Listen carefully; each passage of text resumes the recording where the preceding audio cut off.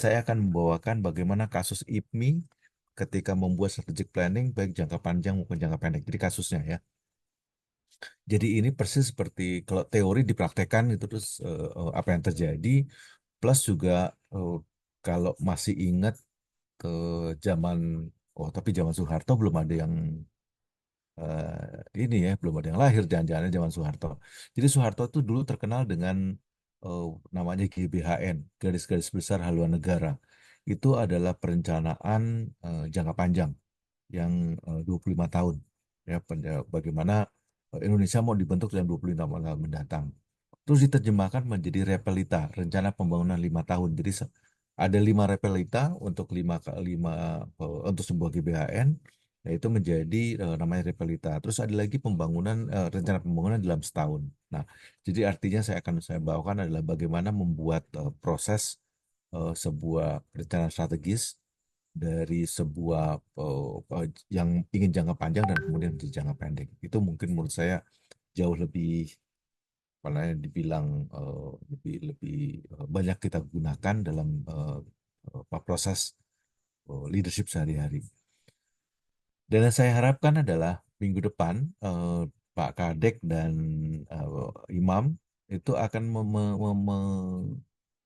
membagikan pengalaman tentang bagaimana sih di dalam organisasi dalam melakukan perencanaan-perencanaan.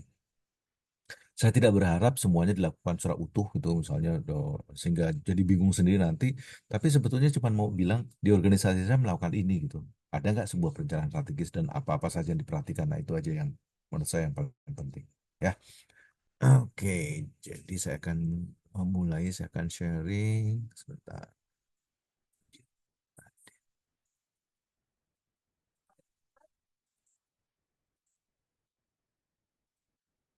Apakah sudah bisa kelihatan screen saya? Sudah, Pak. Oke. Ya. Jadi harusnya kan ini ya. Jadi kita bicara tentang ini yang tadinya adalah eh, understanding tentang high performance team. Dan itu sudah kita bahas ketika kita bicara tentang stages team development. Jadi kelihatannya kalau misalnya diulang ini akan pengulangan-pengulangan lagi. Sehingga kemudian saya mencoba untuk mengganti topiknya menjadi strategic plan dengan fokus pada IPMI case ya. Itu adalah yang saya akan bawakan hari ini.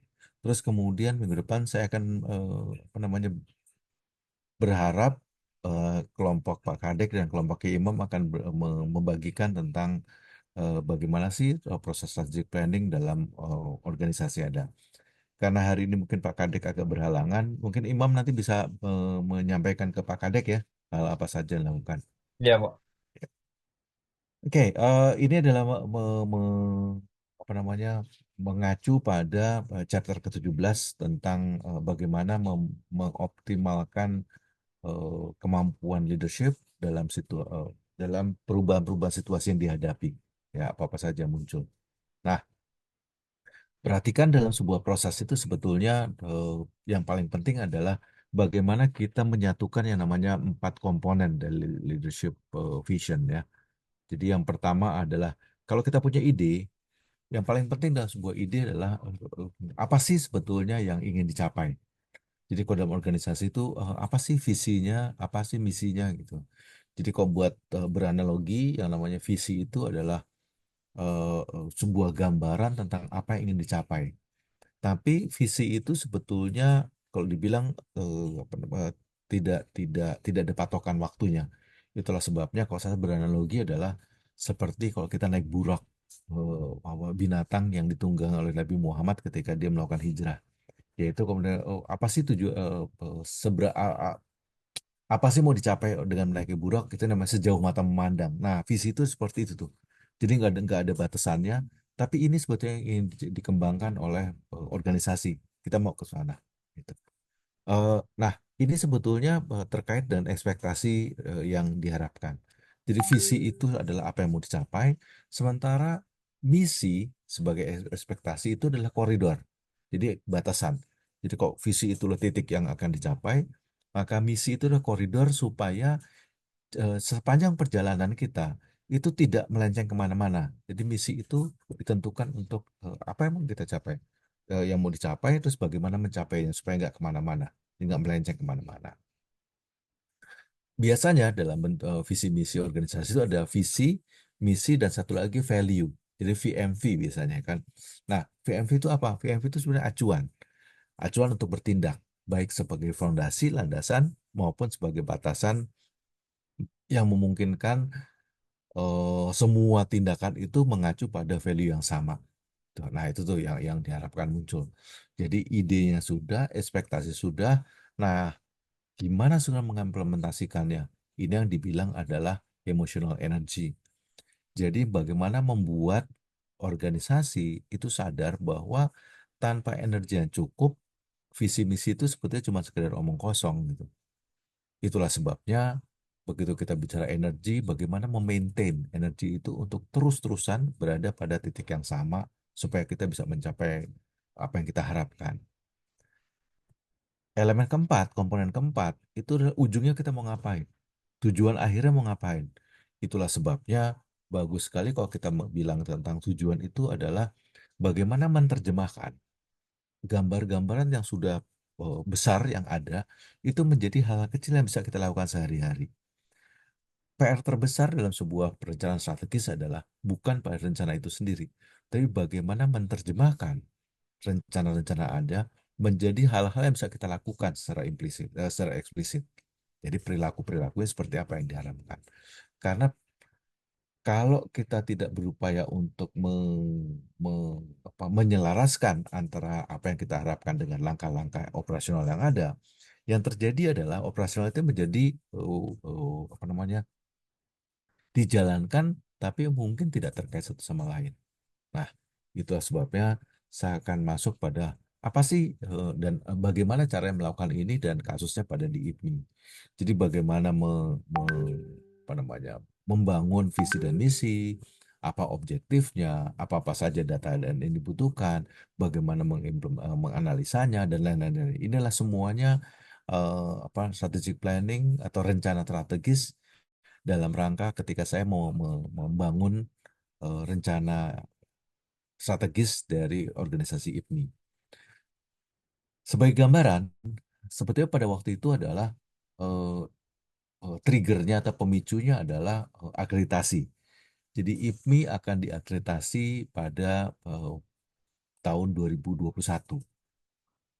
Salah satu kriteria dalam melakukan akreditasi organisasi adalah apa sih yang ingin dicapai oleh perusahaan tersebut atau organisasi yang sekolah atau organisasi atau apapun bentuknya dalam jangka panjang dan jangka pendek. Nah, waktu kita bahas kemudian visi yang sebelumnya atau rencana strategi sebelumnya yang dari tahun 2015 sampai 2020, kita ternyata punya masalah karena ternyata visi dan misinya nggak nyambung. Terus kemudian rencana juga tidak dilakukan dengan baik. Kita juga tidak punya evaluasi tentang apa yang sudah dicapai dan lain-lain. Itu menyebabkan rasanya kita perlu nih bikin bikin strategi planning yang baru. Menjadi masalah adalah seperti Anda tahu, 2019 sampai 2020 kita ter, terkena COVID, dampak COVID. Dapat konflik itu menyebabkan IMI sebetulnya sulit untuk berkembang karena keterbatasan-keterbatasan yang ada. Yang pertama, kita belum siap dengan jarak jauh seperti yang kita bisa lakukan saat ini dengan Zoom dan lain-lain. Kalau kita balik ke tahun 2019, kita lu bingung sama sekali apa yang kita lakukan. Kita nggak ngerti bagaimana Zoom dan lain-lain. Eh, Terus kemudian yang kedua adalah kita lagi senang-senangnya nih ketemu dengan banyak orang. Contohnya adalah pada waktu itu ada dua, baik yang mahasiswa maupun yang dosennya itu seringkali offline ketemuan, jadi kita bisa melakukan proses belajar dengan baik. Tiba-tiba tidak boleh ketemu sama sekali. Ditutup semua kesempatan-kesempatan seperti itu. Di sisi lain, ada beberapa opportunity yang bisa kita pakai, yaitu perizinan, di mana diizinkan untuk melakukan kuliah jarak jauh. Which is itu kemudian berlaku sampai sekarang setelah dalam 5 tahun mendatang. Itu yang kemudian kita coba untuk di diolah sedemikian rupa menjadi sebuah rancangan mau dibawa kemana sih IPMI sebetulnya gitu. Nah, ini akan saya ceritakan prosesnya. Ya. Jadi sebetulnya ketika kita bicara tentang apa namanya visi misi, di langkah pertama adalah bagaimana menyusun visi misi. Jadi proses dari perencanaan strategis itu adalah bagaimana membuat atau merumuskan eh, visi jangka panjang yang ingin kita capai. Dengan mengacu pada kondisi-kondisi yang ada dan terutama begitu kita menganalisa kekuatan, kelemahan, opportunity dan lain yang ada dalam lingkungan organisasi, kita melihat bahwa kita tuh sebenarnya punya dua hal penting. Yang pertama adalah apa sih kekuatan yang kita punya? Kekuatan itu baik dari sisi dosen, baik dari segi pembelajaran, baik dari segi kurikulum, baik segi mahasiswa, alumni dan lain-lain. Kita identifikasi sebagian rupa dan kemudian apa mau kita capai sebetulnya jangka panjang. Nah, kita mencoba untuk melakukan itu. Kemudian dari itu kan kekuatan-kekuatan yang ada. Tapi di sisi lain, rasanya kita masih punya nih beberapa area yang kita coba untuk petakan yang di gimana kalau kita bicara tentang weakness rasanya terlalu negatif, maka kemudian dipakailah area of improvement yang bisa kita gunakan dalam jangka panjang. Itulah sebabnya langkah berikutnya adalah bagaimana kita menggunakan strength yang kita miliki sekaligus bagaimana mengeliminir area of improvement yang kita punya dalam bentuk rencana strategis. Langkah berikutnya adalah menganggap bahwa semua yang kita miliki itulah data-data. Jadi kita kumpulkan apa-apa saja yang ada, bahkan kita sudah pada ketika kita melakukan banyak diskusi dengan internal, kita bisa melakukan proyeksi apa sebenarnya keinginan-keinginan kita. Karena keinginan itulah menjadi visi dari IPMI. Nah, data yang ada kemudian kita analisa. Kita ambil dua hal yang paling penting adalah apa yang kita miliki saat ini dan apa yang akan kita lakukan ke depannya. Plus, dengan kata lain, apa yang kita, jadi ada tiga ya, apa yang kita miliki saat ini, apa proyeksi apa yang kita ingin lakukan ke depannya, dan yang paling penting adalah pada saat ini, apa yang harus kita kembangkan lebih lanjut. Jadi tiga hal yang kita jadikan sebagai acuan di sana. Dalam analisa ini, ada beberapa hal yang penting yang kita coba untuk melakukan istilah adalah perbandingan, ya, dilakukan comparison. Dalam comparison ini ada tiga hal penting. Yang pertama benchmark. Benchmark adalah mencoba untuk membandingkan IPMI dengan berbagai sekolah lain, terutama sekolah bisnis di luar sana. Kita mencoba melihat siapa sih pesaing-pesaing kita, apa yang terjadi, dan lain-lain. Untuk itu, kita mencoba untuk menelusuri berbagai data yang ada. Karena benchmark itu adalah berusaha untuk meletakkan perbandingan yang sama, jadi apple to apple. Jadi kita ambil tiga waktu itu sekolah bisnis yang ada, PPM, terus kemudian BINUS, dan kemudian Prasetya Mulia. Secara keseluruhan, ketiga ini usianya sama, hampir-hampir sama lah kira-kira ya. PPM didirikan sekitar tahun 70-an, Prasetya Mulia tahun 84, persis seperti IPMI ya, dan BINUS sekitar tahun 89 atau tahun 90-an. Jadi hampir sama lah kira-kira. Kita mengeluarkan ITB, kita mengeluarkan IPB, kita mengeluarkan MMUI dan UGM. Kenapa? Walaupun besar, tapi usianya jauh lebih muda. Jadi agak sulit anda kata kita meletakkan pada kondisi-kondisi yang sama untuk benchmark. Tetapi kita juga menggunakan data-data mereka sebagai best practices. Karena kita melihat apa sih keunggulan mereka. Kita tahu UI, UGM, terus kemudian ITB dan IPB itu dalam jangka waktu 20 tahun tiba-tiba meledak. Bagus sekali itu. Apa yang terjadi kemudian? Nah, itu kita anggap bukan sebagai benchmark, tapi sebagai best practices. Bedanya adalah ke benchmark dianggap sebagai pembanding par, apple to apple, tapi kalau best practices kita lihat mana yang paling bagus untuk kita ambil sebagai apa namanya perbandingan. Satu lagi yang kita coba ambil adalah industrial data. Data-data apa saja yang ada di industri yang memungkinkan bisa berkembang. Seperti Anda tahu, banyak sekali perkembangan setelah tahun 2001. Contohnya adalah UU CK, Undang-Undang Cipta Kerja. Apa yang bisa kita lakukan di sana dan berdasarkan aturan-aturan yang ada. Ya. Berikutnya adalah bagaimana kita menyusun berdasarkan analisa itu rekomendasi-rekomendasi atas apa yang mau kita capai ke depannya. Ya, setelah itu baru kita bikin tentang reporting yang menjadi eh, eh, apa namanya acuan dan sampai saat ini juga masih digunakan yaitu kita namakan strategic planning IPMI sampai dengan tahun 2045 ya. Nah, Langkah terakhir adalah mensosialisasikannya. Karena terus terang saja, sampai dengan membuat sampai di sini, di titik ini adalah pekerjaan-pekerjaan di belakang layar.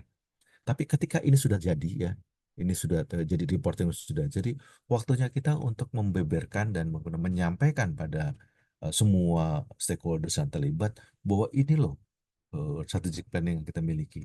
Kenapa demikian? Karena yang kita lakukan kemudian adalah bagaimana membuat orang-orang yang terkait atau pihak-pihak yang terkait itu untuk saling mengikatkan diri. Apa yang kita lakukan berdasarkan apa namanya rencana yang sudah ada. Nah, inilah eh, apa namanya proses yang saya lakukan untuk bisa membuat eh, rencana strategis yang dimiliki IPMI bisa dipahami dan kemudian bisa dijadikan acuan oleh setiap unit kerja untuk melakukan proses kerjanya. Mari kita lihat satu-satu ya. Pada dasarnya kalau kita lihat metodologinya itu semuanya pakai internal discussion dan jangan lupa tahun 2020 itu belum boleh melakukan offline. Jadi kebanyakan pakai offline, sorry, nggak boleh melakukan offline sehingga harus online. Jadi semuanya lakukan berdasarkan eh, apa namanya pertemuan jarak jauh semuanya. Nah, berikut ini ada roadmap-nya. Kalau tadi ada prosesnya, sekarang adalah peta jalannya. Apa saja yang sih bisa kita lakukan untuk membuat eh, strategic planning ini menjadi sebuah dokumen nyata yang ada. Ya, jadi sekitar 8 langkah yang saya lakukan untuk membuat rencana ini menjadi sebuah dokumen yang terencana dan sistematik. Yang pertama adalah secara internal eh, kita melakukan yang namanya persiapan program. Mulai dari menyusun agenda, menyusun rencana kerja, terus kemudian mensosialisasikan pada rencana pada anggota tim kerja apa saja, alokasi sumber daya apa, ada instrumen-instrumen seperti apa mau kita lakukan. Kita belum melakukan apa-apa, tapi mencoba untuk membuat di kepala rencana apa saja yang ada. Dan terus terang saja, sebagai ketua tim pada waktu itu kesulitannya adalah membuat anggota tim itu bisa tahu apa yang harus dilakukan. Karena terus terang saja, saya nggak punya tim yang dedicated. Semuanya adalah orang-orang yang bekerja di bidangnya masing-masing, sehingga saya harus memastikan bahwa mereka ngerti apa harus dilakukan, dan itu butuh waktu. Eh, ini adalah week ya. Bayangin aja saya harus melakukan itu persiapannya hanya dalam waktu 2 minggu, padahal semuanya online. Ini adalah kok dia nggak bilang hambatan, dia adalah challenge yang luar biasa, di mana membuat orang tahu apa yang harus dilakukan. Berikutnya adalah saya melakukan beberapa interview. Interview saya lakukan yang pertama pada top management. Kenapa top management duluan? Karena saya ingin tahu sebetulnya apa yang diinginkan oleh mereka dan apa yang harapan-harapannya.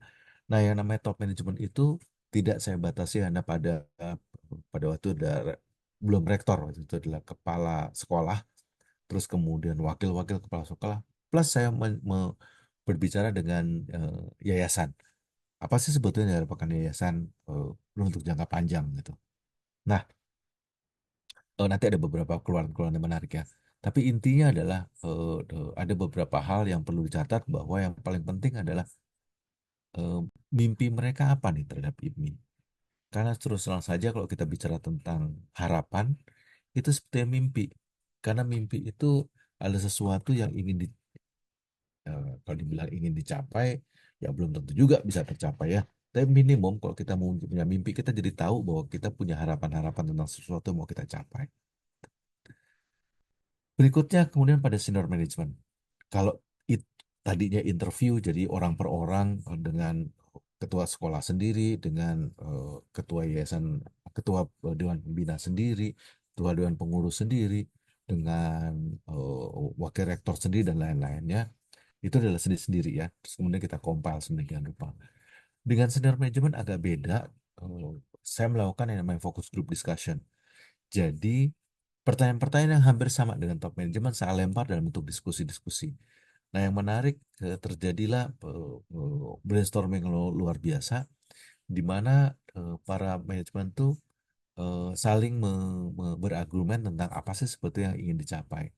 ternyata kesimpulan menarik adalah berbagai mimpi muncul. Berbagai mimpi yang memungkinkan para senior manajemen itu melihat bahwa oh ternyata kita bervariasi ya kondisi ini. Nah, gambaran itu yang memungkinkan kita makin sadar bahwa ternyata kita sendiri belum punya kesatuan pendapat tentang apa yang mau kita capai ke depannya. Nah, berikutnya adalah middle management. Di middle management itu dicoba untuk melakukan FGD lagi, pertanyaan juga hampir sama, tetapi karena makin ke bawah, makin operasional, maka temuannya menarik.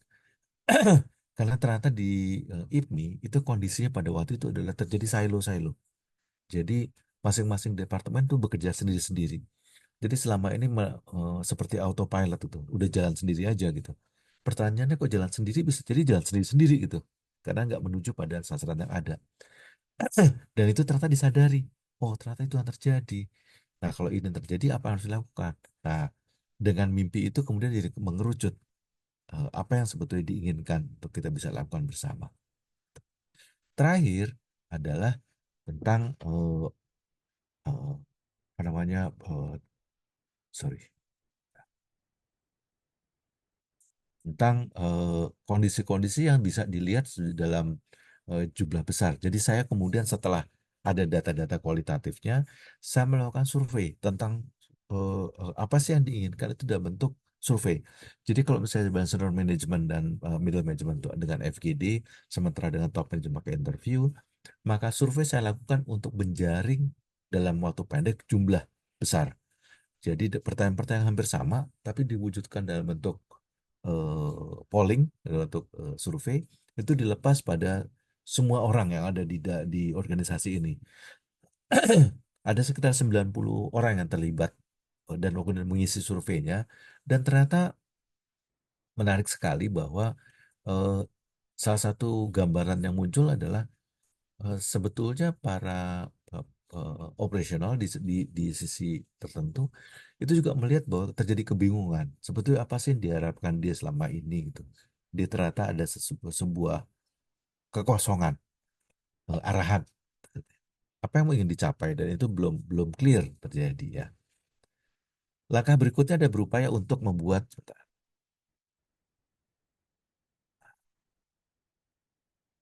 eh, kalau kita lakukan semua itu adalah secara internal.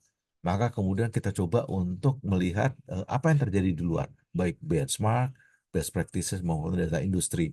Jadi tadi semuanya terlihat internal, sekarang di luar itu ada apa? Kenapa kita harus memperhatikan eksternal? Karena pada eksternal itu adalah kalau kita inginnya A, tapi ternyata industri tidak melakukan tidak apa namanya, tidak ke arah sana, gimana caranya kita menyatukan ini semua gitu. Jadi eh, mulai dilihat bahwa eh, strength and weakness yang kita miliki harus kita sesuaikan dengan opportunity dan threat yang ada di luar sana. Nah, itulah sebabnya kemudian kita mencari benchmark. Ya, terakhir kemudian kita analisa sedemikian rupa untuk melakukan penyusunan secara strategis. Jadi kalau kita sampai dengan langkah kelima di sini, kita bicara tentang internal, sementara ke-6 ini bicara eksternal, maka PR-nya adalah dengan menggunakan dua titik itu, apa yang harus kita lakukan sekarang? Gitu dari tengah ini untuk menggunakan kekuatan dan mengeliminir weakness yang kita miliki, dan bagaimana kita mencapainya sampai dengan di pasar, di industri seperti apa. Dan inilah kemudian jadi dasar secara penuh untuk melakukan sosialisasi ke depannya. Eh, kita punya apa range pada saya pada tahun 2025. Sehingga saat ini sedang digodok lagi untuk mengembangkan tahap kedua dari rencana ini. Jadi kita punya 5 tahun ke depan, sorry, 25 tahun ke depan sampai tahun 2045. Kita sudah memulai dengan 5 tahun pertama. Nah, kita sekarang masuk pada tahun berikutnya. Nah, inilah yang kita sosialisasikan bagaimana proses-proses pencapaiannya. Nah, sekarang kita mau bicara tentang blueprint ya, cetak biru seperti apa. Ini adalah visi yang rumusan visi yang kemudian dianggap sebagai tujuan jangka panjang dari IPMI. To be a leading world-class business school that produces transformational leaders. Jadi ada dua titik di sini. Yang pertama adalah menjadi sekolah bertaraf internasional, sekolah bisnis dan bertaraf internasional. Yang kedua adalah bagaimana kita bisa memproduksi leaders yang transformasional. Sehingga ada empat keywordsnya: leading world class business school, produces. Jadi ini kayak jadi bukan sekedar bukan sekedar apa namanya pabrik, tapi sebetulnya bicara tentang akselerasi, mengakselerasi, mempercepat kondisi yang ada. Kemudian leaders, pemimpin-pemimpin masa depan. Terakhir transformational. Transformational itu adalah mencoba untuk membuat leaders yang bisa membuat organisasi itu berkembang lebih jauh. Tidak sekedar berkembang secara explanatory, tapi juga bisa loncat pada langkah-langkah yang akan dicapai berikutnya. Dari visi ini, kita mulai mencanangkan bahwa inilah yang akan kita capai tahun 2045. Ini visinya untuk tahun 2045. Harapan itu terjadi.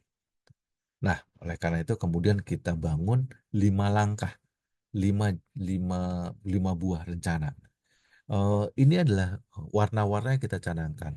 Red, green, ini blue sebetulnya ya. Sorry, red, blue harusnya, dan green, eh, gold, dan ini adalah platinum. Nah, ini langkahnya. Red itu adalah tahap 1 tahun 2021 sampai tahun 2005. Red itu adalah Rapid Engagement and Development. Upaya kita dalam fokus pada bagaimana mengengage secara cepat dan mengembangkan secara cepat organisasi IPMI secara keseluruhan. Ya, beberapa poin yang kemudian muncul dalam challenge dalam implementasi adalah yang menarik adalah yang pertama akreditasi. Pada tahun 2021 kita berhasil mencapai unggul untuk BBA kita.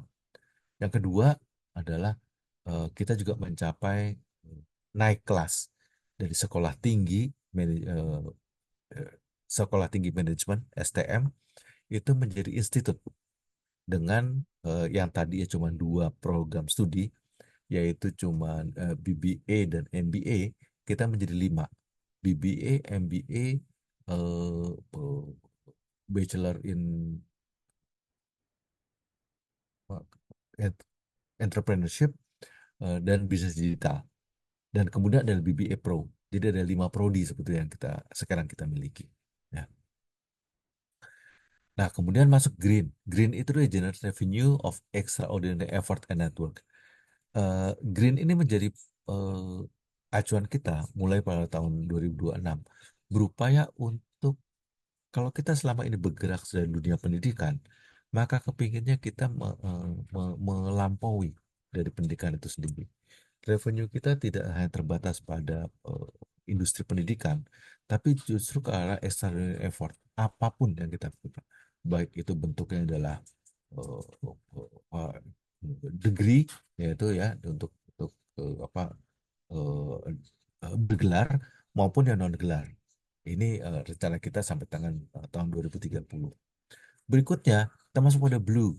Blue adalah beyond learning for ultimate learnings. Artinya adalah kita nggak cuma mencanangkan pendidikan atau kemudian lanjutannya, tapi dari itu apa lagi mau kita capai? Ke depannya seperti apa? Ini sampai tahun 2035 ini akan dicanangkan. Berikutnya adalah goal, growing opportunity. Mulai melihat bahwa apa yang dicapai berikutnya adalah upaya untuk membuat diversifikasi dari pembelajaran itu sendiri. Bisa jadi kemudian ke arah degree, tapi kemudian bahkan kita mencanangkan untuk menjadi universitas. Ya, universitas itu berarti beberapa fakultas kemudian yang ada. Eh, Terakhir dari 5 rentetan ini adalah platinum. Jadi mencoba untuk melihat, terus terang saja ketika bilang platinum, platinum di atas gold sebetulnya ya. Tapi kita juga belum tahu sebetulnya fokusnya ke arah mana pada saat itu. Nah, ini adalah rencana strategis apa yang kita lakukan berikutnya. Kalau ini visi, maka ini adalah seperti ya, jalan tolnya apa yang kita lakukan, gitu ya. Jadi mulai lihat ini adalah bagaimana upaya apa pekerjaan-pekerjaan kita dilihat dicoba untuk dikembangkan lebih lanjut dari pertimbangan-pertimbangan dan rencana strategis, kemudian diterjemahkan menjadi penyusunan rencana operasional per bidang, penguatan kapasitas, penjaminan mutu dan evaluasi pencapaian dan lain-lain. Ini adalah titik-titik yang ingin kita lakukan. Ini adalah protokol Renstra tahunan. Jadi eh, ketika kita melakukan pencobaan untuk pencapaiannya, ini akan kita lakukan. Ya.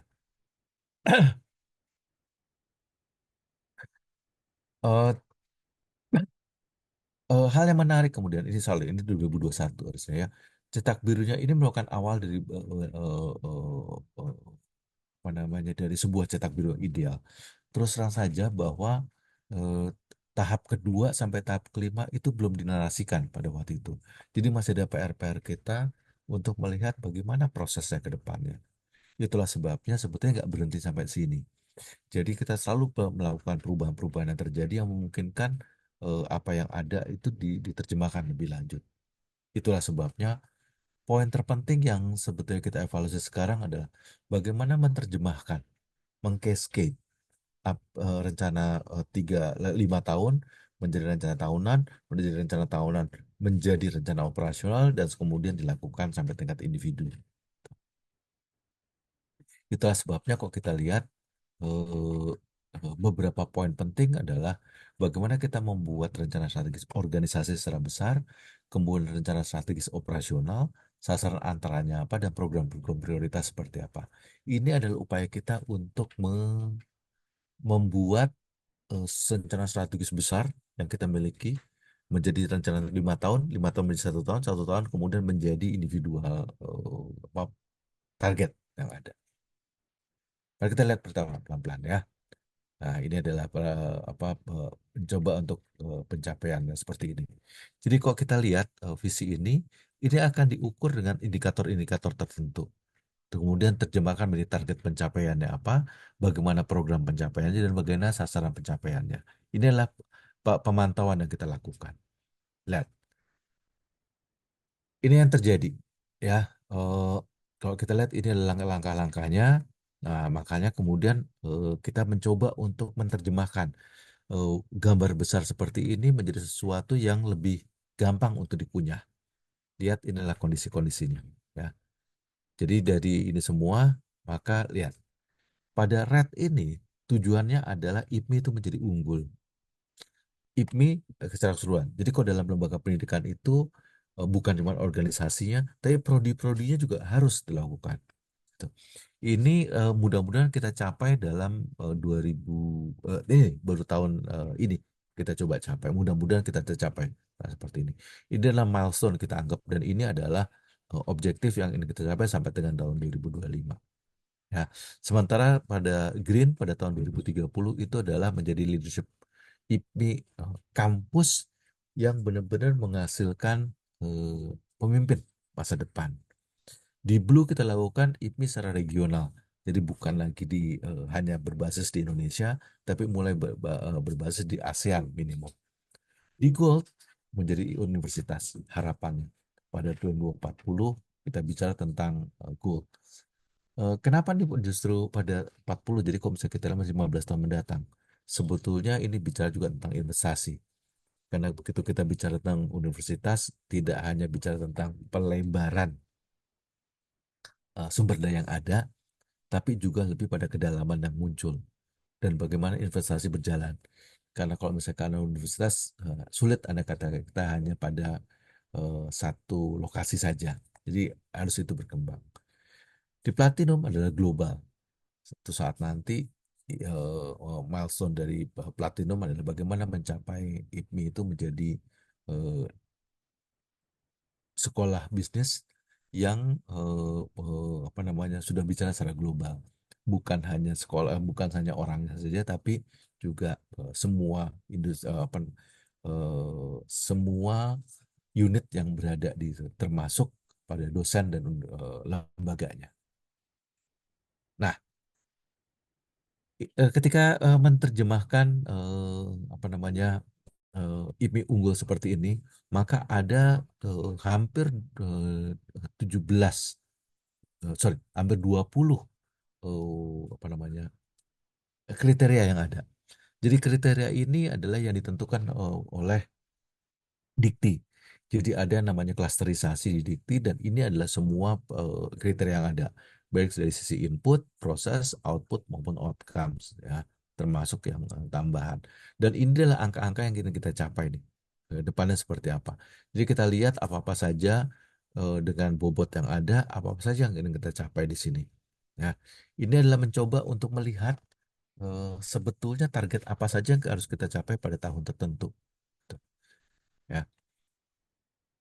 Nah, eh, untuk bisa mencapai itu, kita harus membangun yang namanya program prioritas. Jadi untuk bisa mencapai angka-angka yang tadi dicanangkan secara kuantitatif, apa nih program-programnya? Nah, ini adalah lima kelompok program, baik dari sisi akademik maupun dari knowledge center, executive development program, research and community, dan non-akademik apa yang ada. Termasuk kalau ini kita lihat ini adalah program-program eksternal, apa namanya akreditasi, program doktor sampai kemudian apa. Ini di non akademik kita bicara tentang internal nih. Lihat nih, mulai integrated internal system yang sekarang ini sudah kita capai. Jadi kita tuh kok melihat absen mahasiswa nggak perlu lagi cari-cari secara manual, tapi sudah kita klik dari UDU kita, sistem UDU kita sudah ketahuan seperti apa. Nah, ini adalah program prioritas. Jadi program-program yang harus diterjemahkan di masing-masing unit kerja. Unit kerja tadi bisa memilih. Contoh yang paling gampang adalah kalau kita lihat di knowledge center ini, maka ke depannya akan ada nih nanti ada regional case center. Case center yang kita punya sekarang itu akan berkembang menjadi regional case center, bukan lagi hanya ada di Indonesia. Ya. Nah, saudara sekalian, eh, setelah tadi di red ini adalah green ya keseluruhan, terus kemudian nanti kita lihat blue-nya seperti apa dan lain-lainnya. Eh, Mungkin agak lebih sulit kalau misalnya kita membayangkan kan terus terang saja ini perlu banyak hal yang ada lakukan. Nah, saudara sekalian, eh, rasanya yang kita bicara subject planning, yang penting adalah bagaimana kita pertama merumuskan apa yang ingin kita capai. Dan yang kedua, yang paling penting adalah bagaimana kita menerjemahkan itu menjadi langkah-langkah operasional. Jadi, kalau saya tutup apa namanya diskusi hari ini, strategic planning itu bukan hanya rencana yang kita bangun sebagai apa yang kita inginkan, tapi bagaimana membuat rencana itu bisa dipahami oleh semua orang dalam organisasi menjadi sebuah keinginan yang ingin diwujudkan bersama. Nah, itu aja kalau dari saya tentang strategic planning. Eh, Mungkin kita bisa berdiskusi tentang apa sebetulnya yang kepikir oleh saudara sekalian, terutama yang besok akan membahas tentang rencana strategik ini ke depannya. Silakan kalau ada pertanyaan. Saya sharing mungkin Pak. Ya, silakan, Nak. Gimana? Terima kasih Pak. Saya jadi dapat ilmu tentang blueprint tadi ya Pak. Karena memang ini pembahasan strategic planning ini pas banget karena kita semua sedang ada di penghujung tahun nih Pak. Dimana kita semua mungkin yang ada di sini Bapak-bapak sedang membuat budgeting dan strategic planning di 2026. Mm, Karena kalau saya lihat IPMI dan perusahaan yang saya kerja ini sama Pak. Karena termasuk saya pribadi termasuk perusahaan yang baby company atau baby course di mana saya masih honeymoon Pak sebenarnya. Cuma mm, kepotong COVID kemarin tuh. mm, Jadi kita buat blueprint di tahun 2018 sampai dengan 2025 ini. Karena termasuk 2025 ini saya masukin ke kondisi yang seperti COVID nih Pak. Karena memang down banget kita semua ya mm, di tahun mm, 2025 ini. Jadi kalau tadi saya melihat IPMI ya Pak ya, di poin 2002 2026 sampai 2030 kan rencana ada generate revenue ya Pak ya. Generate revenue melalui extraordinary effort atau network. Ini sama dengan halnya kita di perusahaan, bagaimana caranya kita mengumpulkan cash flow untuk mengganti tahun 2025 ini dengan generate revenue out of the box gitu kan. bagaimana kita menciptakan hal yang tidak biasa menjadi hal baru yang kita biasakan di tahun 2026 sampai 2030 sehingga itu Hmm, bisa menjadi cuan gitu kan. Nah, hmm, kalau hmm, saya balik lagi ke IPMI tadi yang saya catat, Pak. hmm, eh Fondasi IPMI ini kan udah mulai terbangun nih, Pak, termasuk ada BBA Pro ya, Pak ya. Karena kalau saya lihat dari roadmap tersebut, IPMI ini punya eh, apa blueprint atau rencana ke depannya yang pertama di 2006 sampai 2030 itu lebih ke foundation, acceleration, terus ada ekspansi juga tentang prodi, lalu ada reputasi buildingnya, bagaimana caranya memperkenalkan IPMI lebih baik, termasuk top private business school nih Pak. Nah hmm, pertanyaan saya sih sangat simpel Pak, karena memang eh, mungkin prodi BBA Pro di IPMI ini masih nilainya baik ya, karena baru kemarin angkatan pertama kalau nggak salah yang wisuda ya Pak. Dan itu hmm, pun minim. Tapi kalau sekarang kan udah masuk ke angkatan 4 nih Pak. Menurut Bapak nih Pak, dari IPMI itu terkenalnya saya kenapa bisa tertarik sama IPMI? Yang pertama adalah study case. Saya tuh senang banget diskusi gini nih Pak. hmm, Karena memang pertama kita sudah eh, berpengalaman, kedua kita curahkan di sini menambah hmm, ilmu. Saya tuh hmm, banyak banget ilmu dari Pak Tri yang saya terapin nih Pak. Nah, eh, dari pertanyaan saya, Pak, apakah cukup BBA Pro dengan apa namanya keunggulan akreditasi. studi case ini, Pak? Hmm, Betul. hmm, Sementara terus terang nih, Pak, saya itu masuk IPMI nggak ditawarin RPL dulu, padahal saya kerja udah 12 tahun. hmm, hmm, Saya tahu-taunya dari Pak Kadek, dari Pak Eri, hmm, bahwa saya lebih duluan Mas Nana. Saya soalnya kerja udah 10 tahun lebih loh. Saya 15 tahun sama, Pak. Gitu. hmm, Eh, Tapi saya tertariknya karena ada studi case dari semester hmm, 1 sampai semester 3 tuh saya tuh senang banget ngobrol sama teman-teman yang ada di sini termasuk sama dosen. hmm, Termasuk ketika dosen itu menghadirkan gestar lah. Guest kita bisa tukar pikiran di pengalaman itu. hmm, Kita masuk ke dalam itu, kita hmm. nih 2024 itu masih ada nih Pak semester 4 5 6 7 8 sampai ke tes ya, Pak. Halo, Nana, putus-putus, nak. Tes Halo, saya Nana. nge-freeze ya Pak. Oh, nge-freeze. Ya, udah. Sekarang udah. Oke. Ini mohon Bapak. Iya, Hmm, maksudnya ya. bagaimana menurut pandangan Bapak nih? Mhm, Apakah cukup study case saja? Karena mhm, kita masuk ke dalam eh, blueprintnya IPMI di tahun 2026 sampai 2030 nih kita 2024 nih. Kita mhm, masih ngelewatin semester 4 5 6 7 8 lah Pak mhm, ya. mhm, mhm, Apakah ada nantinya mungkin tambahan dari IPMI kayak mhm, misalnya eh, apa ya? Lebih ke eh, fleksibilitas. Kalau fleksibilitas kita udah fleksibel lah ini kuliah ya Pak ya.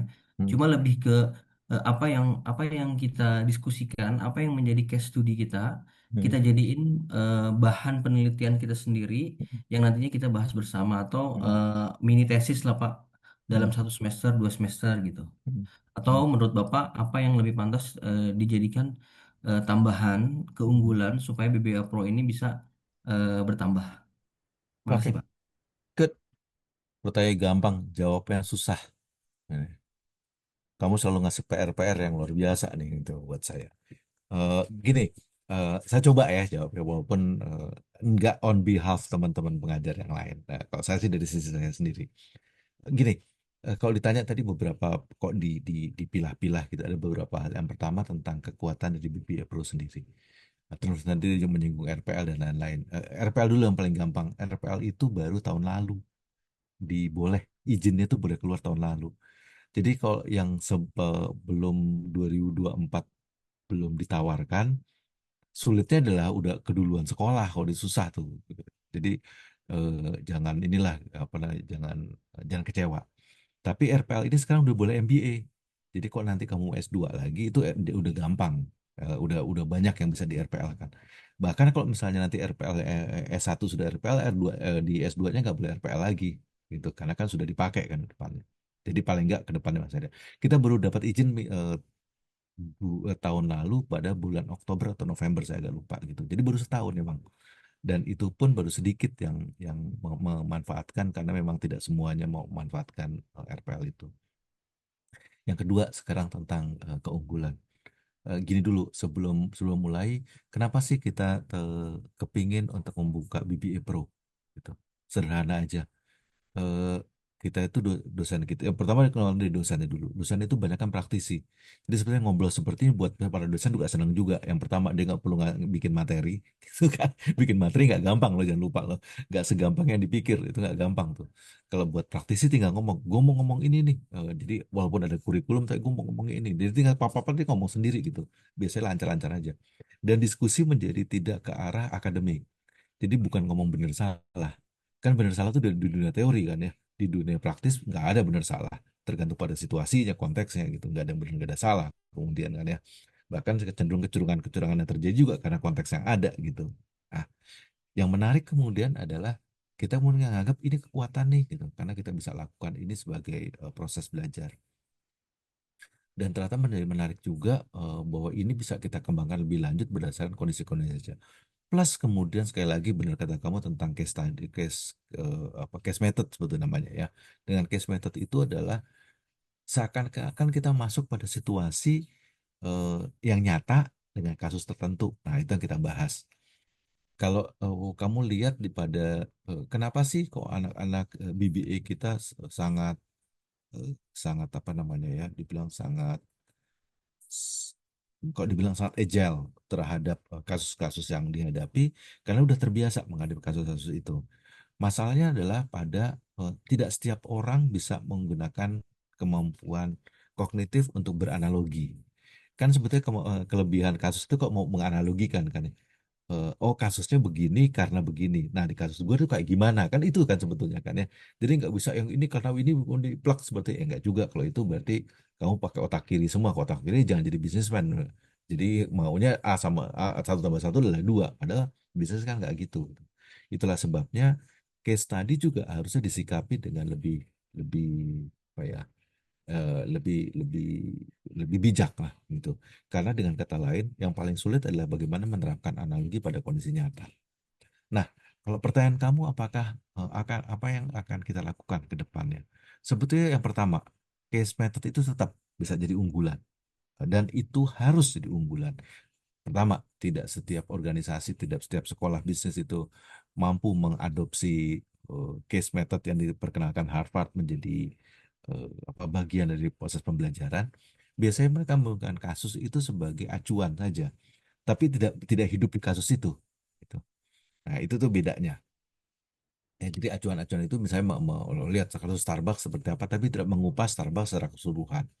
Itu yang pertama. Yang kedua adalah bahwa kasus itu harus juga diperdalam. Dan sekarang ini kita lagi dalam proses untuk melakukan updating tentang kasus-kasus yang ada. Itulah sebabnya di BBA Pro kalau kamu lihat itu akan beda banget dengan kalau kita ngomong di BBA apa reguler. Di BBA Pro berangkat justru dari kasus kamu punya kasus apa gitu. Nah, yuk kita bahas aja kasusnya gitu. Instead of kita ngomong teori, baru kemudian dari kondisi yang ada, ah ini teorinya begini nih. Karena begini maka begini yang terjadi. Nah, itu tuh maksudnya ya. Jadi dengan kata lain, dosennya pun beda. Jadi kalau kamu pergi ke reguler, saya nggak bisa ngomong kayak gini nih sama mahasiswa reguler. Kenapa demikian? Karena saya harus ngajarin satu-satu, tahap ini, tahap ini, tahap ini. Itulah sebabnya buat mereka jadi cocok untuk tatap muka. Kalau di pro nggak perlu tatap muka sebetulnya. Karena justru di kepala kamu sendiri sudah ada berbagai hal yang ada. Tinggal kelola aja bagaimana kemudian menyatukan ini menjadi prosesnya. Nah, sebelum masuk ke yang nomor tiga ya, saya ngomong tantangan sekarang nih. Tantangan di BBO Pro adalah justru karena punya sesuatu di kepala, kalau nggak berupaya untuk apa namanya untuk dipahami kondisinya, maka terjadi kemudian malah adu argumentasi itu. Itulah sebabnya kalau saya selalu bilang nggak ada yang benar, nggak ada yang salah. Semuanya possible untuk dilakukan. Pertanyaan konteksnya apa? Mari kita lihat konteksnya aja gitu. Nah, itulah sebabnya kalau tanya berikutnya, yang sedang kita godok adalah upaya kita untuk membuat eh, kayak jadi lab. Jadi BBA Pro ini harusnya lab itu bukan berarti laboratorium kayak laboratorium kedokteran atau kimia atau segala macam ya. Tapi bagaimana kita bisa membuat sebuah uji coba terhadap sebuah kondisi tertentu di mana kemudian kita bisa ambil maknanya gitu. Mana yang plus, mana yang minus. Kita kepingin banget untuk bisa membuat lab tentang bisnis yang memungkinkan seseorang itu bisa menguji coba berbagai hal. Nah, itu yang sedang sedang kita kita rintis, dan mudah-mudahan pada, kalau enggak semester depan, mungkin semester berikutnya, kita coba untuk membuat organisasi kecil yang dimungkinkan orang bisa diakselerasi sedemikian rupa gitu. Nah, hal seperti ini yang sebetulnya bisa menjadi bagian dari pembelajaran. Itulah sebabnya sebetulnya kok kamu bilang jadi mini tesis, nggak cuma mini tesis, bisa jadi tesis kamu malah, organisasi kamu sendiri gitu. Uji aja teori-teori yang ada dalam perusahaan kamu. Pertanyaannya sekarang, sorry, kenapa ya kok bisa diambil perusahaan sendiri? Yang pertama, nggak perlu izin kan, mau perusahaan sendiri. Nah, kamu tinggal bilang sama bos kamu, Pak, saya lagi bikin skripsi, boleh nggak saya pakai organisasi buat ini? Biasanya nggak boleh sebutkan namanya, karena kan bukan bentuk sponsorship ya. Kecuali kok dia bersedia, itu lebih bagus lagi. Tapi biasanya dengan XYZ, gitu. Tapi kasus itu berarti bisa dilakukan. Itu yang pertama. Yang kedua, kamu bisa mengamati sendiri. Jadi metodologi yang tadinya kelihatannya berat gitu ya, bikin survei, bikin apa, menjadi lebih mudah karena kamu hidup di sana. Bahkan kau bisa ngomong. Respondennya teman-teman kamu sendiri atau anak buah kamu sendiri. Kan bisa dengan mudah kan dilakukan dengan pengumpulan data. Nomor dua. Nomor tiga, kesimpulan yang terjadi itu dalam bentuk rekomendasi. Jadi rekomendasi itu kalau bisa di dalam tanda kutip dijual idenya pada pimpinan perusahaan, dia bisa mau punya pilihan mau gua terapin atau enggak. Karena lebih ilmiah kan, nggak sekedar analisa analisa apa namanya ya, analisa jangka pendek. Ini ngomongnya analisa jangka panjang. Jadi sebetulnya kalau menurut saya dengan eh, bisa kita lakukan. Pertanyaannya sebetulnya lebih pada eh, keinginan dari para mahasiswanya sendiri. Mau nggak dia mengangkat topik itu dalam bentuk kajian-kajian ilmiah? Kalau saya sih dengan senang hati. Eh, saya bukan NIDN ya, jadi saya nggak boleh bimbing secara formal. Jadi formal formal saya nggak boleh karena saya bukan NIDN.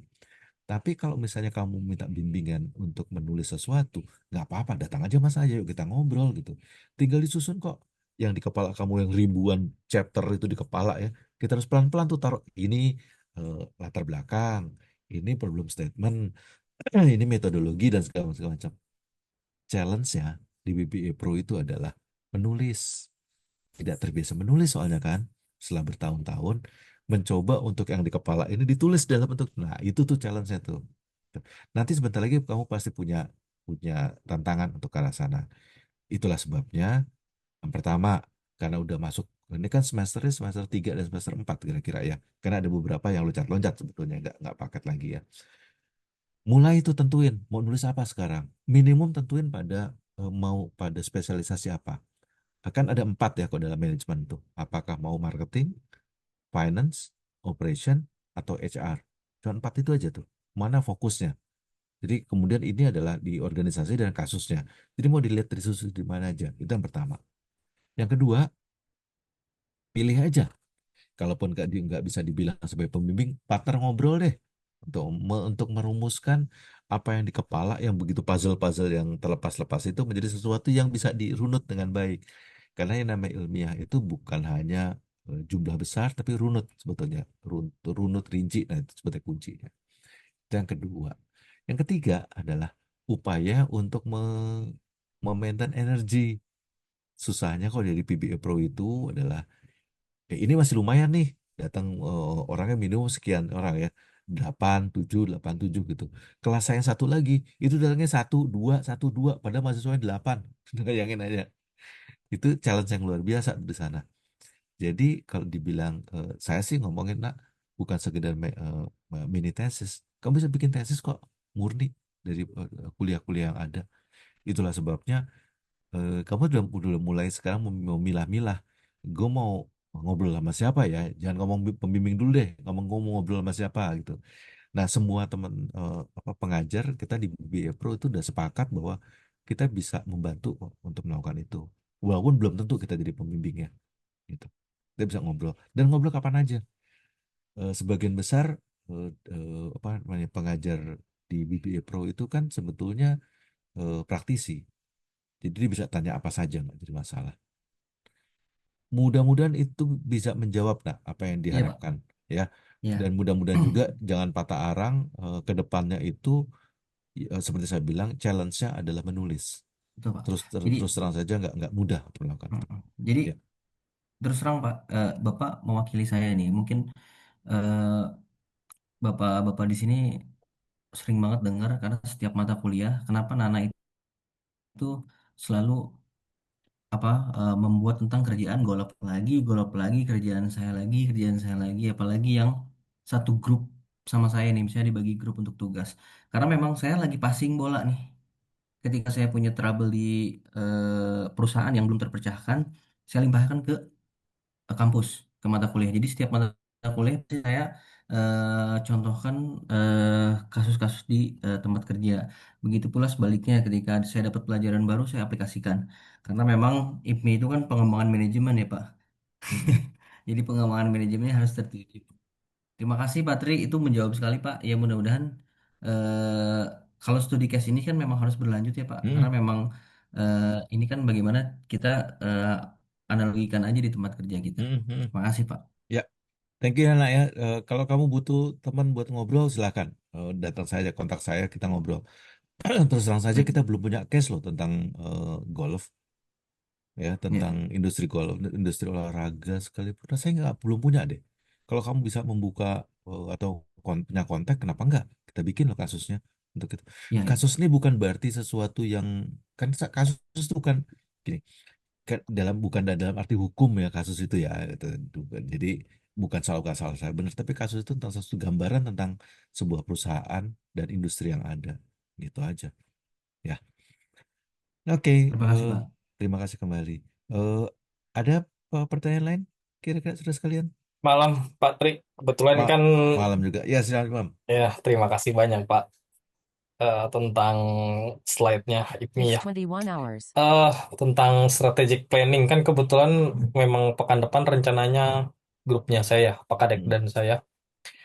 eh Kalau yang tadi di-share oleh Pak Tri kan IPMI ya, itu Hmm. udah repelita yang 5 jilid itu Pak. Tapi Iya, iya. baru satu loh yang berhasil diterjemahkan. Yang kedua Ya, tiga itu masih PR. tapi ada gambaran. Coba gini, Hmm. Pak Trik, kan kalau misalnya Pak Kadek oke lah, mungkin nanti eh, untuk rencana jangka panjang mungkin di case yang Pak Kadek mungkin bisa ada gambarnya. Tapi kalau untuk saya sendiri nih, Pak Trik, kira-kira bisa nggak sih misalnya kita untuk yang jangka waktu 1 tahun aja gitu, Hmm. Pak Trik, atau eh, apa namanya rencananya sudah direalisasikan di tahun-tahun sebelumnya gitu, Pak? Hmm. Imam, seperti gini ya, strategic planning itu kan sebuah, namanya juga sebuah rencana gitu ya. Kalau belum bisa mimpi panjang-panjang, mimpi pendek-pendek aja dulu. Yang penting ada mimpinya gitu. Nah, pertanyaan saya adalah, mimpi itu kan harusnya ter eh, terejawantahkan kalau dalam bahasa Jawa gitu ya, terwujudkan dalam bentuk kata-kata. Nah, hal seperti itu tuh yang paling penting. Jadi bukan panjang atau pendeknya, tapi apa yang mau kamu capai sih sebetulnya itu tuh paling penting gitu. Nah, yang mau saya challenge ke kamu dan Pak Kadek nanti mulai minggu depan adalah apa sih yang dilakukan tahap-tahapnya seperti apa, terus kemudian seberapa sulit sih itu atau challenge-nya apa saja dalam membuat itu gitu ya. Dan kemudian gak cuma bikinnya, terjemahannya gimana kan itu juga penting juga menerjemahkan ke bawah kan. Nah, hal seperti itu yang menurut saya bagus untuk kita share sama-sama. Kalau yang tadi dibilang berhasil 5 tahun atau 25 tahun, ya terus terang karena proyeksi-proyeksi ya, dan terus terang saja itu kan pengalaman juga setelah sekian tahun gitu kan ya. Eh, di sisi lain, sebetulnya yang paling penting adalah bagaimana untuk mewujudkan rencana strategis itu menjadi sebuah dokumen. Karena dengan ada dokumen, berarti kita bisa baca kan. Nah, baca itu sebagai acuan kemudian. Daripada kemudian, gini, saya punya sebuah pameo, kalau nggak bilang pepatah. Lebih baik punya rencana walaupun jelek, daripada nggak punya rencana sama sekali gitu ya. Karena begitu kita nggak punya rencana, sebetulnya kita sudah merencanakan gagal gitu. Eh, if you fail to make a plan, sebetulnya you plan to be failed sebetulnya, gitu sebetulnya. Ya, jadi kalau kita gagal membuat rencana, sebetulnya kamu sudah merencanakan untuk gagal, gitu aja. Jadi dengan kata lain, yang pingin kita, yang harapan saya adalah punya gambaran tuh, gimana di organisasi imam, di mana organisasi Pak Kadek dan segala macam, bagaimana membuat strategic planning itu sendiri, baik rencana, bentuk atau segala macam. Buat saya nggak ada benar nggak ada salah, bukan itu sasarannya, tapi mari kita belajar tentang apa sih sebetulnya rencana strategis itu dan bagaimana penerapannya. Itu aja ya. Jadi nggak usah terlalu khawatir tentang, oh saya belum membuat ini ya banyak kelihatannya yang belum gitu juga gitu ya. Jadi nggak usah khawatir. Itu aja, mudah-mudahan bisa menjawab ya Imam ya. Terima kasih, Pak. Oke. Jangan lupa juga yang namanya rencana strategis. Kalau dalam apa namanya, dunia yang lain itu namanya business plan. Itu bisa jadi ini loh, bisa jadi tesis loh. Jadi kalau kamu mau membuat, Victor misalnya bikin perusahaan baru dan kemudian mau bikin business plan, bisa tuh jadiin sebagai skripsi. Itu boleh. Jadi dimungkinkan hal seperti itu. Jadi kesempatan juga untuk bisa membuat tulisan yang berbasis pada usaha kita sendiri. Kalau bisnis plan itu Hmm. kira-kira aspek penilaiannya apa, Pak? Kalau untuk bahan tesis, Aspek penilaian dalam arti apa nih? misalnya kan kalau apa ya, kalau kayak digital ya mungkin kewirausahaan mungkin ada eh, apa ya skalanya ya, Pak ya. Maksudnya itu bisa dijalankan berhasil atau ada impact-nya nggak gitu, Pak? Kalau bisnis plan itu apa, Pak? Oh, bisnis plan itu kan rencana ya, belum diimplementasikan kan ya. Sehingga yang kita lihat adalah yang pertama reliabilitas, kehandalannya. Ngomongin handal kan berarti metodologi yang diuji kan kemudian ya. Misalnya paling gampang nih, gampang. Kalau kamu mengatakan bahwa bisnis plannya ingin mencapai atau ingin mendapat revenue 1 miliar gitu, tapi investasi kamu cuma 10 juta. Ya pertanyaan kan sederhana aja, dari mana kamu dapat gitu 10 juta menjadi 1 miliar. Kan itu kan pertanyaannya kan. Itu nama reliabilitas ya. Kemudian yang kedua ada validitas. Validitas itu ngomongin soal kesahihan. Jadi saya itu ada data kemudian. Datanya apa nih yang bisa memungkinkan kamu? Dari mana kamu bisa mengatakan gue mimpiin 1 miliar tapi gue bisa punya modal 10 juta gitu misalnya. Kalau kamu punya hitung-hitungan bagus tentang misalnya pakai, saya industrinya ini kok, apa namanya, eh, pakai kripto. Kripto tuh begini, rekannya begini-begini secara finance bisa, kenapa tidak? Gitu. Jadi udah ada reliable, valid. Yang kedua, yang ketiga, bicara tentang eh, kontinuitas. Data-data yang ada itu kan saling terkait satu sama lain. Nah kita uji tuh, benar nggak itu terkait? Contoh paling gampang, kalau kamu punya modal 10 juta, balik lagi tadi 10 juta, dan kamu bisa mau mengatakan revenue-nya 1 miliar dalam setahun gitu. Terus kan pertanyaan bergambang, nggak, kamu industrinya apa? Oh saya jual beli narkoba. Udah nggak usah diomongin, udah pasti dapat tuh. Gitu. Udah pasti dapatnya gitu. Pertanyaannya adalah bersedia untuk masuk penjara atau enggak gitu. Nah itu ngomong runutan tuh. Jadi bagaimana sih keterkaitannya yang memungkinkan itu menjadi runut.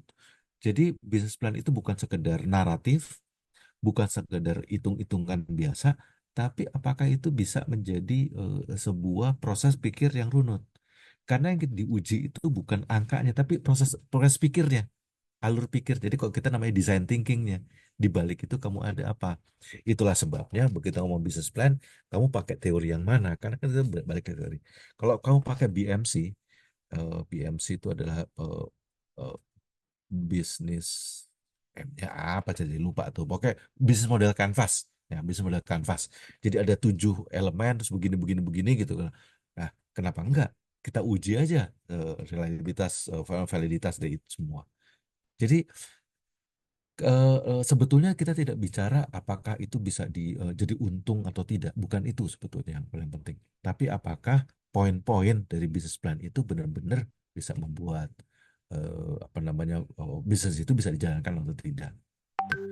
Karena terus terang saja di Indonesia itu, bukan di Indonesia, di dunia lah, kalau kita ngomong survei, eh, 90 lebih dari 90% bisnis baru itu mati di tahun pertama.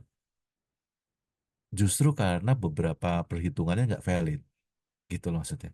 Jadi kok ditanya bisnis plan itu gagal, bisa aja. Dia nilainya A tapi kemudian gagal diimplementasikan, ada saja. Nah, kalau Imam mau datang ke IPMI, nanti bilang sama librariannya, pustakawannya, minta deh, sudah ada dua kok nggak salah bisnis plan yang dibikin. Dan itu dimungkinkan. Jadi silakan saja untuk membuat itu semua. Jadi oke banget gitu. Di BBA Pro jangan ragu-ragu untuk membuat bisnis plan sendiri. Jadi dengan senang hati kita akan mencoba untuk melakukan itu. Nanti tinggal fokusnya ke kemana. Kan ada beberapa perusahaan yang berbasis spesifik ya. Contohnya tuh eh, perusahaan sales based company yang berbasis pada penjualan itu akan beda kalau kita ngomongin tentang finance based company gitu yang bukan jualan tapi kemudian memutarkan saham misalnya gitu ya. Dan sehingga pembimbingnya juga beda kemudian dari itu, tahap yang sana. Ya, jadi dimungkinkan itu seperti itu Imam. Jadi dimungkinkan untuk beberapa hal seperti itu. Itulah sebabnya jangan ragu-ragu untuk kontak kita. Saya mau ngobrol tentang ini, kenapa tidak? Feel free untuk melakukan itu, silakan saja. Baik, Pak. Terima kasih. Kembali. Tapi mungkin Ya, nanti silakan Pak Kadek. itu bisnis plan. Jadi kalau bisnis plannya kita bisa pakai sebagai apa namanya tugas akhir itu apakah boleh yang tahun sebelumnya atau pada saat tahun di mana kita mau melakukan ke apa ininya Pak melakukan bisnis plannya. Karena Business plan, ya. Hmm, yang hmm, sekarang ini kan kalau kita mengacu ke apa ke plan setiap perusahaan biasanya akhir tahun di hmm, bulan Agustus itu bisnis plan sudah dimulai. hmm, Kemudian ke terakhir itu penandatanganan bisnis plan dengan komisaris segala macam itu udah jadi biasanya udah akhir tahun udah ditandatangan hmm, Pak. hmm. Termasuk rencana jangka pendek dan rencana jangka panjang. Itu apakah kita harus submit yang eh, di tahun di mana kita mengajukan skripsi atau bagaimana Pak? Oke. Eh, yang pertama gini Pak, nama juga business plan ya, berarti kan rencana. Ya, Bagus banget kalau business plan itu sebetulnya yang ke depan. Jadi kalau misalnya dibikinnya bulan Agustus, Agustus 2025 gitu misalnya ya, kita bikin yang business plan tahun 2026 sebetulnya. Itu yang Pak oke. bagus banget tuh ya. Eh, kalau kemudian ternyata ada yang menarik di tahun 2025 sehingga membahas apa namanya pencapaian, jadi achievementnya 2025 gitu ya. Ya kan ini bulan Agustus soalnya kan ya. Eh, ya nggak apa-apa juga. Pertanyaan lebih pada apakah pembimbingnya mau nggak melakukan evaluasi? Karena evaluasi lebih susah Pak. Terus terang saja. Business plan di awal itu jauh lebih gampang. Karena kan cuma rencana-rencana, jangan lupa juga ya. Pertanyaan kan tadi yang ditanyakan si Imam tuh, apakah ini valid atau tidak kan, reliable atau tidak ke depannya, cuma itu aja. Jadi pertanyaan lebih pada if then. Nah, kalau kemudian evaluasi itu lebih pada data-data pendukung kemudian yang jadi masalah. Kalau punya data pendukung, kenapa tidak? Jadi misalnya gini, saya punya target tahun 2025 ini, revenue saya misalnya 10 miliar, gitu misalnya ya, paling gampang ya 10 miliar. Tapi sampai dengan bulan Juli itu baru 2 miliar. Ya kan kurvanya udah lain tuh. Ya kok Ya, misalnya kan harusnya kok misalnya mau 10 miliar bulan Juli harusnya udah 5 miliar dong gitu ya. Sekarang pertanyaannya kok cuma 2 miliar? Pertanyaan kan sederhana aja. Yang pertama, apakah targetnya kita rubah supaya turun? Tapi konsekuensi adalah kemudian nggak apa itu ada konsekuensinya. Atau kemudian bagaimana strategi-strategi yang memungkinkan 2 miliar pada bulan Juli itu akan menjadi 10 miliar, tetap menjadi 10 miliar pada bulan Desember dengan cara seperti apa? Kan dua itu tuh yang kemudian dipertentangkan. Artinya sebetulnya balik lagi pada pembimbingnya. Kalau pembimbingnya tuh nggak mau repot, ya, pasti diarahkan pada udah lah bikin yang baru aja deh gitu. Terus terang saja karena datanya mungkin juga nggak ada gitu.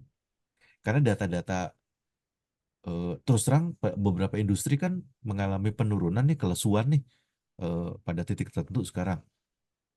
Kalau Pak Kadek masih di hotel sih sekarang lagi honeymoon besar-besaran nih Pak dengan kondisi yang ada nih lagi naik daun nih. Gitu.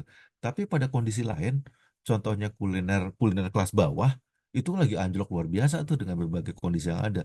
Isu tentang apa udang aja menjadi masalah sekarang kan apa namanya banyak makanan udang udah nggak di order di banyak tempat kan. Itu baru padahal baru saya nggak tahu terbukti atau tidak ya. Tapi mengerikan juga kan lihat ada udang terpapar radioaktif. Kita juga nggak ngerti pengaruh radio itu seperti apa. Apakah cuma gatal-gatal atau sampai jangka panjang kan saya nggak tahu. Nah, jadi dengan kata lain Pak, sebetulnya ketika kita bikin rencana proposalnya, proposal apa namanya skripsi, boleh tulis apa saja gitu. Nanti akan diarahkan kemudian sama mereka ke arah mana nih kemudian. Eh, jadi bisa bergerak kemudian ke arah mana. Itulah sebabnya yang pertama, sebetulnya kan paling enak tuh ujian langsung lulus ya. Itu paling enak. Proposal maupun skripsi itu enaknya gitu. Tapi apakah kemudian kalau nggak lulus gimana? Ya perbaiki aja, buat saya sih itu ya. Jadi nggak usah khawatir sebetulnya. Contoh tapi gini, mudah-mudahan proposal itu nggak apa-apa, satu dua kali nggak jadi masalah. Tapi skripsi lebih baik sekali. Karena begitu ujian skripsi dua kali, yang kedua pasti kita patah arang deh. Udah nggak ada semangat gitu. Lebih baik proposalnya berkali-kali tuh lebih nggak apa-apa. Walaupun sebetulnya dua dibatasin juga. Itulah sebabnya beberapa teman di di pengajar itu menyediakan diri. Kalau mau diskusi silakan yuk diskusi sama kita yuk gitu. Jadi dengan kata lain Pak, kalau tadi mengatakan apakah mau yang awal tahun walaupun kita nulisnya pada Agustus gitu. Kalau saya sih sebaiknya supaya mempermudah banyak hal, mendingan di awal tahun aja. Karena yang pertama semua data yang lalu lainnya proyeksi gitu ya. Sementara kok yang kemarin kan berarti kita mengevaluasi nih. Nah, apakah data-data evaluasi ada dan kemungkinan besar kalau kita bukan pada top management, agak sulit memperoleh data-data seperti itu. Nggak boleh keluar juga. Ya, itu tuh yang menjadi tantangan kemudian. Jadi, sebetulnya kalau kita ngomong belum, business plan, itu diharapkan itu nyata, bukan business plan rekaan. Jadi perusahaannya itu ada, business plan-nya benar mau dipakai, dan itu jauh lebih menarik gitu untuk Anda. Itulah sebabnya kalau punya perusahaan sendiri bagus banget nih, diuji coba aja, kenapa tidak gitu. Ya, ini kebetulan saya sekarang di public listed company. Mm, Public listed company masih di sisi bisnis hotel dan hospitality. mm, Jadi data-data yang dipakai itu memang kita membuat bisnis plan untuk awal tahun depan. Tetapi mm, prosesnya itu sudah kita mulai dari bulan mm, Agustus. mm, Hanya prosesnya saja ya. Karena kita perlu ada bisnis plan satu, review dulu dengan BOD, mm, mm, kemudian kalau ada perbaikan-perbaikan, kemudian ada PP2, mm, dan hal-hal yang memang kita cantumkan di situ itu adalah rencana jangka pendek dan rencana jangka panjang, termasuk roadmap strategi perusahaan 5 tahun ke depan. mm, Nah, jadi pemaparannya benar-benar detail karena kita punya visi, misi harus dijabarkan, kemudian target jangka pendek dan jangka panjang, termasuk juga dari sisi financial performance dari mm, tahun ke tahun seperti mm, apa dan 5 tahun ke depan akan seperti apa. mm, Kemudian hal lain mungkin yang kita register itu adalah risk mitigation-nya. mm, Risk registernya ada. Kalau misalnya ini situasi akan berubah, mitigation plan-nya akan seperti apa sehingga kita tetap on track untuk tujuan bisnis kita. mm, Kemudian sama juga pengembangan bisnis, Pak. mm, Pengembangan bisnis baik dari sisi inovasi dan teknologi. Nah, itu semua terapa sehingga kita sebagai public listed company itu tidak hanya bicara mengenai hasil, tapi juga mengenai dampak terhadap lingkungan juga kita kaji, ya, Pak. ya, Nah, itu ya, bagus sih saya rasa. Karena kita setiap tahun itu ada business plan, tetapi setiap tahun kita perbarui informasinya lagi. mm, mm, Ya. mm. Iya Pak. Jadi silakan aja nanti kalau misalnya Pak Kadek mau memutuskan bisnis plan itu sebagai skripsinya, diajukan saja. Nanti kalau misalnya beberapa teman pengajar banyak kok yang bisa membantu untuk apa namanya menyesuaikan dengan format akademik. Susahnya adalah kalau sering kali bukan susah lah ya. Challenge-nya adalah kalau menurut saya itu adalah memastikan bahwa tulisan akademik yang dipaparkan di skripsi memang juga bisa diterima secara praktisi. Karena memang biasanya apa sudut pandang kan beda-beda tuh hal seperti itu ya. Tapi itu bukan bukan tantangan besar kok. Itu kan sekedar penulisan saja. Yang penting pemahaman-pemahaman aja yang ada. Yang kedua, kalau di eh, praktisi bisnis plan secara umum kan nggak perlu juga ngomong teorinya siapa, oh, itu menjadi apa gitu ya. Kan nggak perlu juga gitu hal seperti itu ada ya. Tapi dalam penulisan ilmiah itu wajib. Karena yang terjadi adalah pengujian-pengujian atas teori yang pernah ada. Jadi apapun namanya sudah harus ada referensi yang mendukung gitu. Jadi hal seperti ini yang seperti agak berbeda antara tulisan praktisi dengan tulisan ilmiah itu beda di situ. Itu yang menyebabkan kemudian eh, terjadi diskrepansi lah, apa kesenjangan antara penulisan-penulisan tertentu. Tapi itu bisa dilatih kok menurut saya, bukan sesuatu yang sulit. Itu aja. Oke, apakah ada pertanyaan lain? Silakan. Kalau masih Sudah ada. Pak, cukup Pak. Oh, terima kasih. Ada yang lainnya silakan. Kok masih mau bertanya? Ini kelihatannya kok kita perhatikan eh, ngobrol di setelah pasca UTS tuh beda ya sama sebelum UTS ya. Pasca UTS tuh waktu apa namanya sebelum UTS kelihatannya berat banget gitu. Saya juga lama-lama menyadari rasanya nggak harusnya dari awal kita seperti ini. Eh, tapi mau nggak mau ya karena kuliah itu harus harus didasari dengan dasar dasar ilmiah sih. Nah juga lagi belajar belajar tentang cara proses pikir ilmiah kan. Gitu. Eh, ada kuliah metodologi nggak sebetulnya di ini BBA Pro? Ada Belum, tapi belum, Pak. tapi belum ya. Tapi ada kan ya, akan ada. Nah itu mudah-mudahan tidak ditanggapi sebagai musuhan tuh, karena agak agak jelimet kuliah metodologi. Eh, susahnya adalah kita udah keburu di kepala itu punya sesuatu itu. Cuma metodologi itu mencoba untuk meluruskan itu secara proses pikir. Nah itu aja agak-agak susah. Oke, Pak, masih ada pertanyaan, saudara sekalian? Oke, kalau nggak ada, kita akhiri aja ya kuliah kita. Terima kasih untuk waktunya. Sorry, sebelum lupa, kita foto dulu. Ntar lupa lagi, ntar ya. Satu, dua, tiga.